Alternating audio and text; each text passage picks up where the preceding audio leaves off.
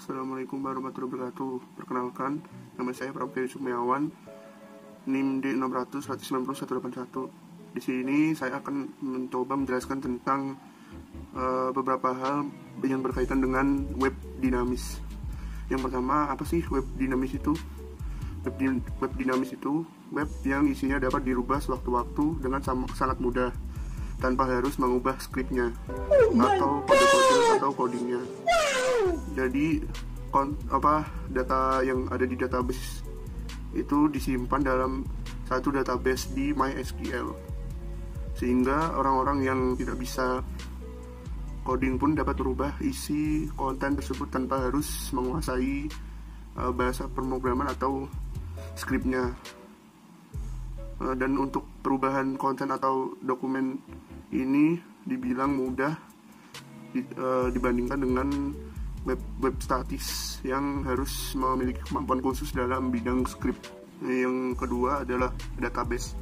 Apa sih database itu? Database itu bisa diartikan juga sebagai kumpulan data yang disimpan secara sistematis di dalam sebuah komputer yang dapat diolah dan dimanipulasi dengan software, program atau aplikasi untuk menghasilkan informasi. Lalu kita akan ke bagian proses data. Jadi pada video kali ini saya akan menjelaskan bagaimana sih cara menampilkan tampilan dashboard ini, dan juga tabel yang ada di sini beserta tombol-tombol yang ada di dalamnya, juga tampilan tambah data ini. Kita langsung membuka Sublime.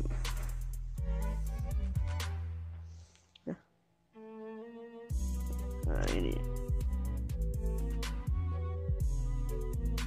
di mana sih cara ngemunculin tampilan dashboard itu?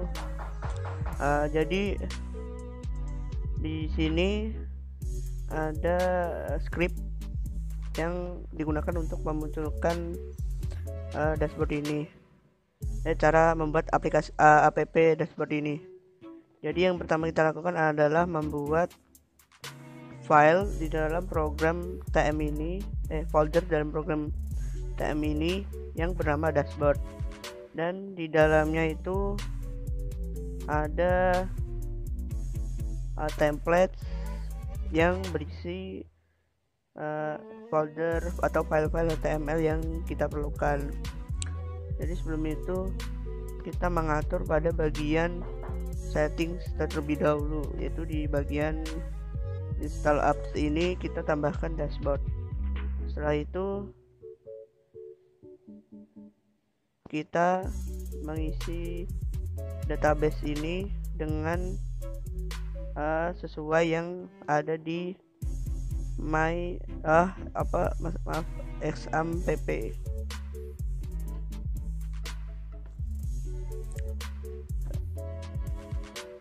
Nah, di sini kan portnya 3306.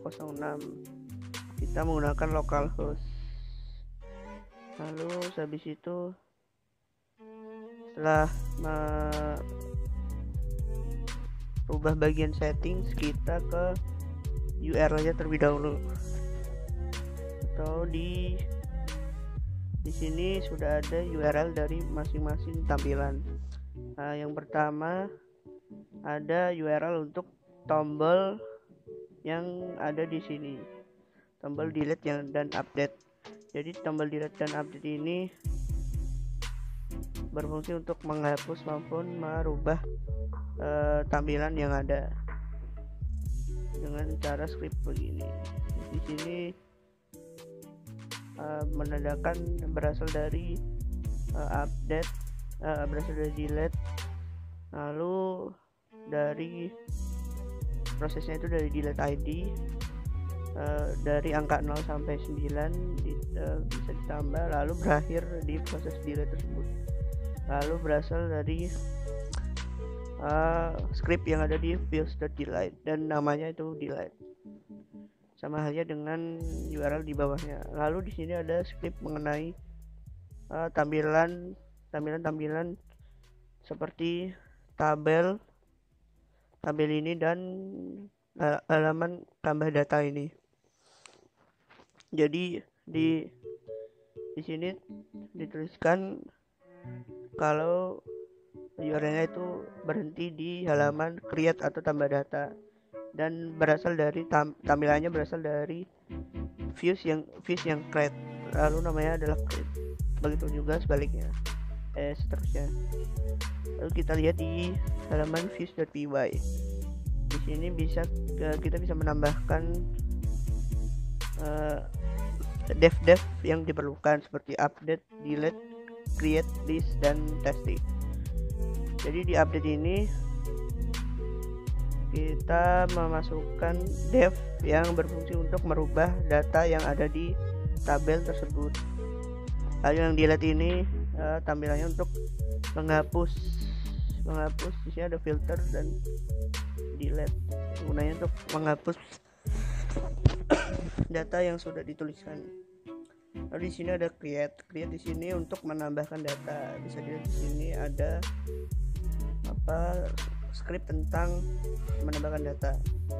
Jadi di sini request metodenya post, artinya data itu akan diambil secara langsung lalu akan dikembalikan ke list HTML bagian list.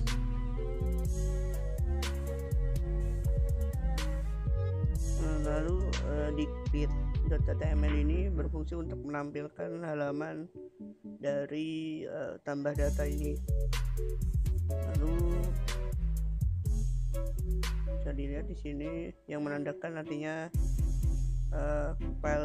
mengupload file dari statis atau foto dari statis, dan tampilannya disambungkan dengan CSS yang sudah dibuat.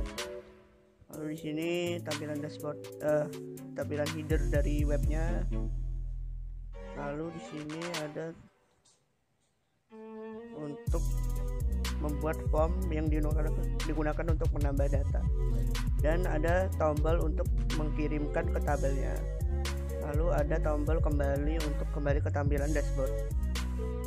Lalu di list ini sama halnya dengan yang create tadi, dia bedanya di bagian tengah, yaitu untuk memberikan tampilan tabel. TH ini untuk header, bagian headernya, dan TR ini untuk membuat kolom yang akan diisi oleh headernya.